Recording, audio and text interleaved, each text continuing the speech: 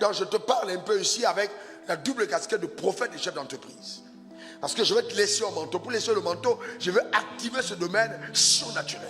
Pour que tu prennes quelque chose. Et que tu ne marches pas simplement. Parce qu'en fait, tu ne peux pas réussir dans cette vie si tu es simple. Si tu es simple, tu ne réussiras pas. Jamais. Ce monde est un monde de guerre, un monde de combat. Un monde à problème. Et on ne réussit pas sur cette terre en étant simple. Deutéronome 8, verset 17 à 18. Garde-toi de le dire en ton cœur, ma force et ma puissance, la puissance de ma main m'ont acquis ces richesses. Il dit, garde-toi de le dire. Donc, en d'autres termes, il dit, pour toi, enfant de Dieu, il ne faut même pas penser un seul moment que c'est, voyez, ta force, ta capacité, ta connaissance, tes compétences, tout ce que tu connais, ou la puissance de ta main qui t'ont permis d'acquérir ces richesses. Il dit, il ne faut même pas penser à ça. Même pas un moment. Souviens-toi de l'Éternel ton Dieu, car c'est lui qui te donnera la force. Donc il y a la force humaine et il y a la force divine. Dans le but de cette rencontre, c'est de t'amener de migrer de ta capacité personnelle à la capacité de Dieu agissant par toi. Donc Dieu parle d'une alliance. Dis après moi alliance. Dis encore après moi alliance. Donc quand on parle d'alliance, on parle de pacte, on parle de contrat conclu entre deux ou plusieurs parties, incluant des engagements réciproques, lesquels engagements tiennent lieu d'obligation. C'est-à-dire que Dieu te faisant gagner de l'argent, et il y a des obligations que tu as de Dieu, parce que Dieu aussi a des obligations vis-à-vis de toi. Donc en tant que chef d'entreprise, tu dois comprendre. C'est pas Dieu, si tu veux bénir mes affaires, non. Tu sais que Dieu veut bénir tes affaires. Tu sais que Dieu a béni tes affaires. Tu sais que Dieu est avec toi. Parce qu'en fait, l'alliance l'oblige de t'assister. Il y a une obligation par l'alliance de t'assister dans tes entreprises. Que ce soit l'entreprise en tant qu'église, que ce soit l'entreprise en tant que business personnel, tu sais que Dieu a une obligation.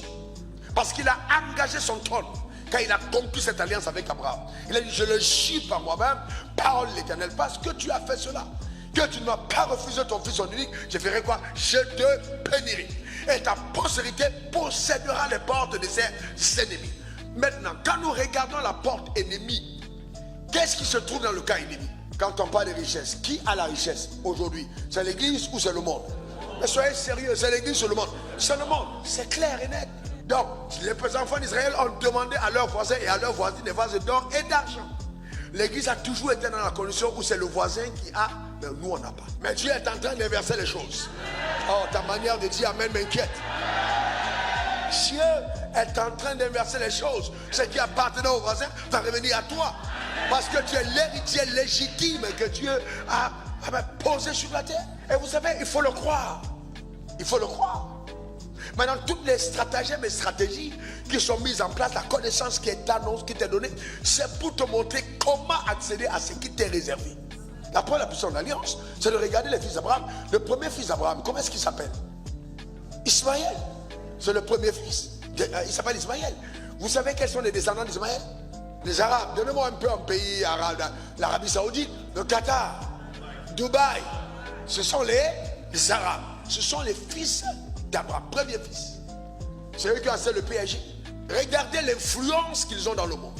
Vous savez que dans le monde, il y a deux peuples qu'il faut craindre. Les Arabes et les Juifs. Mais pourquoi? Parce qu'ils portent le sang d'Abraham. Ils sont couverts par une promesse. Ta postérité. Et donc maintenant, suivez-moi attentivement. Il y a le premier fils qui est qui? Ismaël. Maintenant, le deuxième fils qui est qui? Isaac. C'est lui-même qui est le fils de la promesse. Quand vous regardez les Arabes, regardez toutes les sociétés de grande influence dans le monde, aux États-Unis, ce sont les Juifs. Ce sont un petit peuple, mais puissant. Aucune décision majeure ne se prend aux États-Unis sans qu'on ne consulte le lobby juif. Et nous sommes, nous, le troisième fils. Nous sommes le troisième fils. Donc l'église est le troisième fils. Ismaël le premier, Isaac le deuxième, l'église le troisième. Donc la Bible dit, reconnaissez que ceux qui ont la foi sont des fils d'Abraham. Galates 3, verset 7. Regardez. On dit, reconnaissez donc que ceux qui ont la foi sont des fils d'Abraham. Est-ce que vous croyez la Bible?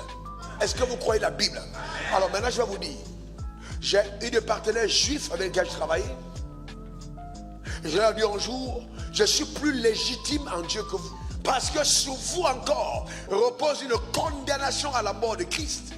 Son sang retombe sur vous et sur vos enfants. Mais nous, il n'y a pas de condamnation.